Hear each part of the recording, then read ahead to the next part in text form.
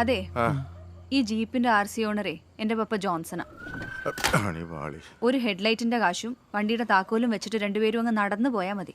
Manager പണിക്കും driver പണിക്കും ഇനി വേറെ പലരും വരും. പക്ഷെ ആരും സിവിക്കും ബേബിക്കും ഭാരമല്ല. പിന്നെ എന്നിട്ട് അപ്പൻ്റെ ജീപ്പിന്റെ ആക്കോല ജീപ്പേ തന്നെ ഉണ്ട്.